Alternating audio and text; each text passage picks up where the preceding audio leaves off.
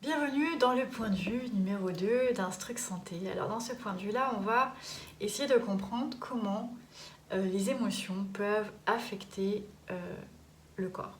Et en fait, la réponse réside dans la définition du mot émotion.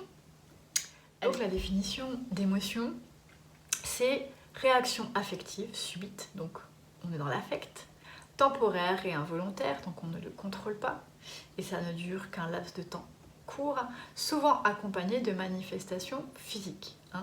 Donc, par exemple, j'ai la peur, j'ai mal au ventre, je suis stressée, j'ai tout d'un coup les épaules qui se contractent, j'ai un coup de chaud parce que j'ai peur, etc. Donc, dans la définition même de l'émotion, on voit qu'on est sur une réaction affective, émotionnelle, mentale, qui s'accompagne d'un effet physique. Donc, il est clair, juste avec la définition, qu'il y a un impact d'une émotion sur le corps.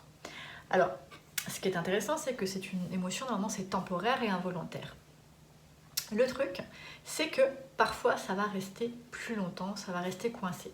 En fait, d'où ça vient que ça reste coincé, qu'il y a des émotions qui restent coincées dans le corps? C'est tout simplement parce que le corps n'a pas réussi à éliminer l'effet qui était associé avec l'émotion. Donc j'ai mal au ventre, il y a des cellules qui se sont serrées, et le corps n'a pas été en mesure de tout redéfaire et de revenir à un état auquel il était avant de ressentir l'émotion.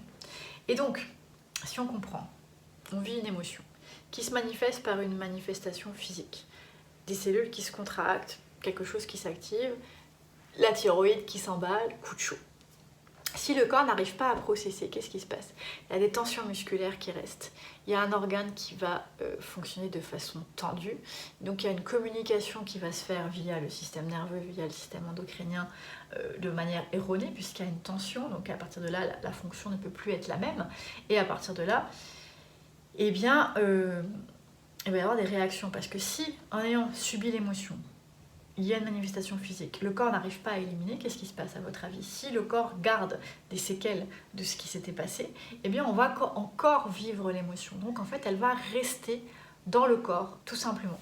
Donc le truc avec les émotions et le corps, c'est de comprendre qu'on les vit, et si on n'arrive pas à les évacuer, elles restent incrustées. Et donc on va continuer à les vivre, alors de manière moins consciente, mais ça va suffire pour faire que, par exemple, je sais pas, oh finalement je transpire plus ces temps-ci, j'ai mal au dos, je comprends pas pourquoi, j'ai des migraines, il n'y a pas de raison, je digère mal, je sais pas pourquoi, etc. Genre des pertes vaginales, j'ai tout d'un coup, ça me gratte au niveau du cuir chevelu, j'ai des pellicules, mes cheveux sont secs et on sait pas pourquoi.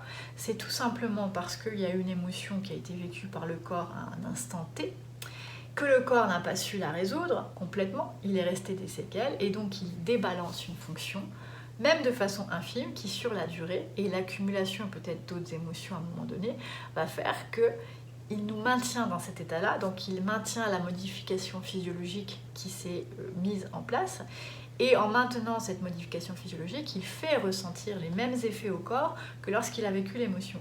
Donc, si tu as une émotion de peur, ça veut dire que j'ai un peu de peur qui reste en moi, et ça veut dire dans ma manière d'aborder les choses et la vie, je vais rester basée avec de la peur. Voilà. Donc j'espère que ça éclaire un peu.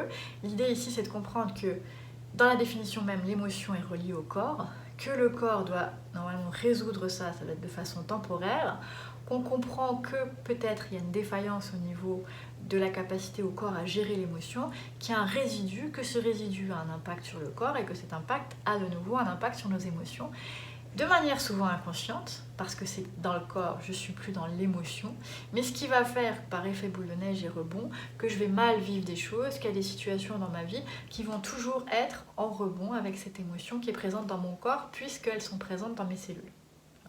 L'étape suivante est de comprendre que les émotions peuvent venir de générations antérieures, parce qu'il y a des choses qu'on nous a transmises qui font que dans les cellules déjà, c'est biaisé en partant, et que ça s'accumule avec celle qu'on vit, que ça s'accumule avec le temps, etc.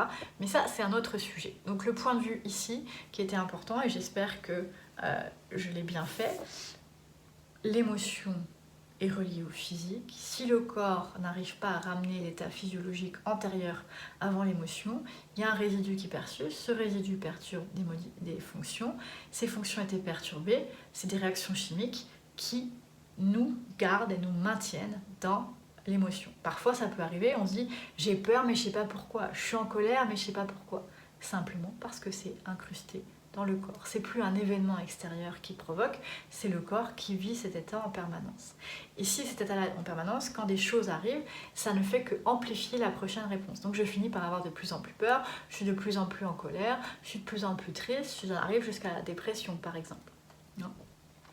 Voilà, donc petit point de vue d'Instruct Santé pour partager les liens du corps et des émotions. Et si tu veux en savoir plus, eh bien, je t'invite à me rejoindre au sein du centre de formation et d'information en guérison consciente ou via mes programmes de reprogrammation neuromusculaire qui vont plus loin sur ces sujets-là. Et je te dis à bientôt pour un prochain point de vue.